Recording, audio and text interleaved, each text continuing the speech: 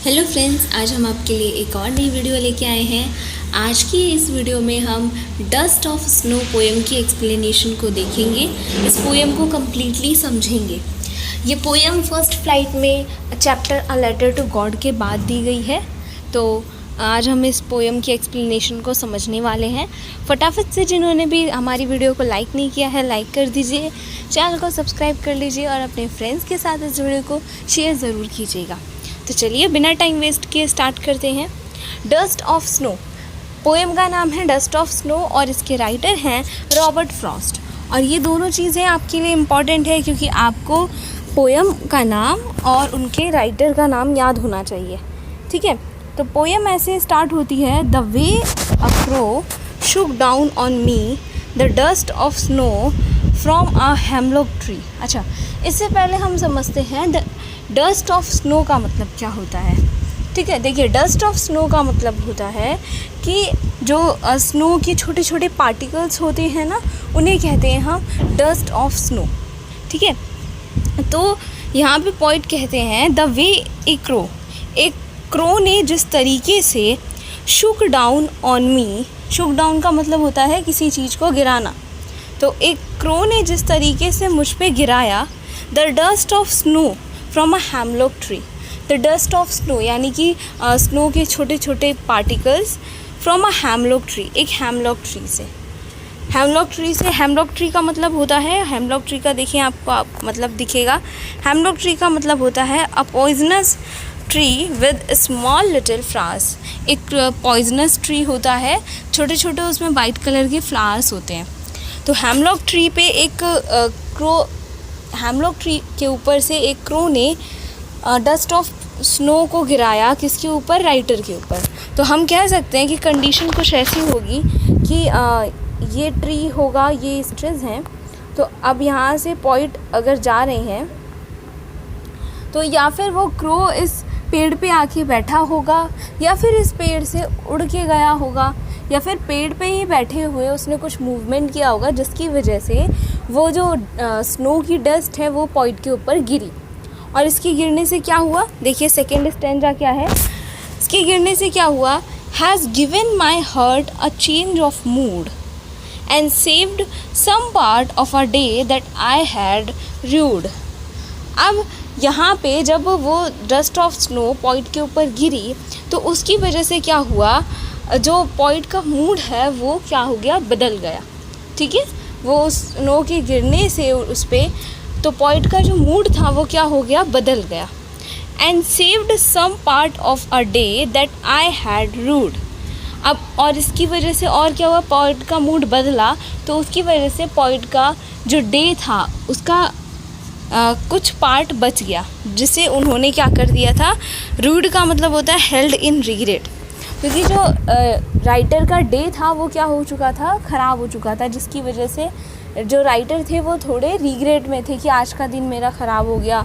ठीक है, आज मैंने कुछ काम नहीं किया, इस टाइप से। तो जब वो स्नो गिरी राइटर के ऊपर तो राइटर का मूड चेंज हुआ और जो पार्ट उन्होंने ख़राब कर दिया था वो तो ठीक है, लेकिन आगे का जितना उनका दिन का पार्ट बचा था उसे उन्होंने क्या किया, बचा लिया। ठीक है, तो ये थी पोएम की एक्सप्लेनेशन। अब बात आती है इस पोएम से पोएट हमें क्या मैसेज देना चाहते हैं। देखिए या इस पोएम में क्या होता है कि एक हेमलॉक ट्री के ऊपर से एक क्रो पोएट के ऊपर डस्ट ऑफ स्नो को गिराता है। इसकी वजह से पोएट का क्या होता है, मूड चेंज होता है, मूड अच्छा हो जाता है और उनका जो दिन बचा हुआ है अब, ठीक है, आधा दिन तो उनका ख़राब हो चुका है और जो पार्ट उनके दिन का बचा हुआ है वो उसे सेव कर लेते हैं, उसे ख़राब नहीं होने देते, उसे पछतावे में नहीं बिताते। तो यहाँ से पॉइंट हमें मैसेज देना चाहते हैं कि हमारी लाइफ में कुछ ऐसी भी चीज़ें होती हैं जिनका नेगेटिव साइन होता है। जैसे कि अब क्रो और हेमलॉक ट्री ये दोनों ही नेगेटिव साइन को रिप्रेजेंट करते हैं। क्रो जो होता है वो बहुत बुरा माना जाता है, नेगेटिव माना जाता है, और हेमलॉक ट्री भी कैसा है, एक पॉइजनस ट्री है, ठीक है, जो हमें हार्म करेगा।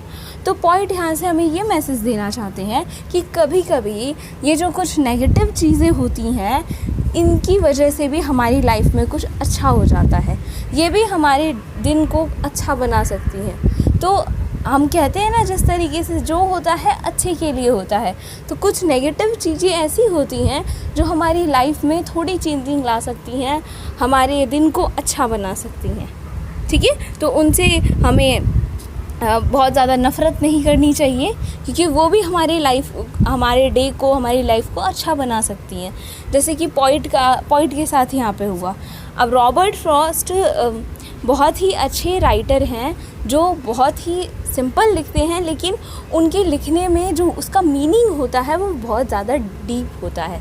जैसे कि आपने अभी यहाँ पे देखा, इन्होंने ये छोटी सी पोएम लिखी, लेकिन इससे हमें कितना बड़ा मैसेज दिया। तो आपको, आई होप आपको इस पूरी पोएम की एक्सप्लेनेशन समझ में आ गई होगी। इससे पॉइंट क्या मैसेज देना चाहते हैं वो भी समझ में आ गया होगा। तो चलिए अब हम इस पोएम की राइमिंग स्कीम को देखते हैं। राइमिंग स्कीम क्या है इस पोएम की। तो अभी जैसे यहाँ क्रो है, तो चलिए हम क्रो को जैसे ए नाम दे देते हैं। ए, क्रो के लिए हम यहाँ पे ए लिख देते हैं। तो अब क्रो के जैसा कोई मैचिंग वाला वर्ड कौन होगा यहाँ पे? मी। क्रो से राइम नहीं कर रहा। स्नो, हाँ, क्रो से स्नो जो है वो क्या कर रहा है? राइम कर रहा है, तो इसको भी हम ए लिख देंगे, ठीक है। अब मी के लिए हम क्या लिखते हैं? बी। अब मी से मैच करता हुआ देखेंगे वर्ड, या मी के जैसा ही राइम करता हुआ वर्ड कौन सा है? तो मी के बाद ये ट्री, मी और ट्री दोनों राइम कर रहे हैं, तो इसके लिए भी हम बी लिख देंगे, ठीक है। जो सेम वे में राइम करते हैं उनके लिए हम एक लेटर का यूज़ करते हैं उन्हें रिप्रेजेंट करने के लिए। तो जैसे क्रो और स्नो सेम राइम कर रहे थे, तो हमने उसके लिए ए यूज़ किया। मी और ट्री सेम राइम कर रहे थे, तो हमने उसके लिए बी यूज़ किया। उसी तरीके से यहाँ पे हर्ट के लिए हम सी लिख देते हैं, और हर्ट से राइम करता हुआ वर्ड कौन सा है? ये पार्ट, हर्ट और पार्ट, तो दोनों के लिए सी। अच्छा, अब मूड है, मूड के लिए हम डी कर देते हैं, और मूड से राइम करता हुआ वर्ड कौन सा होगा? ये रूड, इसके लिए भी डी। तो ये राइमिंग स्कीम, फर्स्ट स्टैंजा की राइमिंग स्कीम क्या होगी? A B A B A B, और सेकेंड स्टैंजा की C D C D. Okay, I hope आपको समझ में आया होगा कि इसकी राइमिंग स्कीम क्या है, और आपको एक्सप्लेनेशन भी इसकी समझ में आई होगी।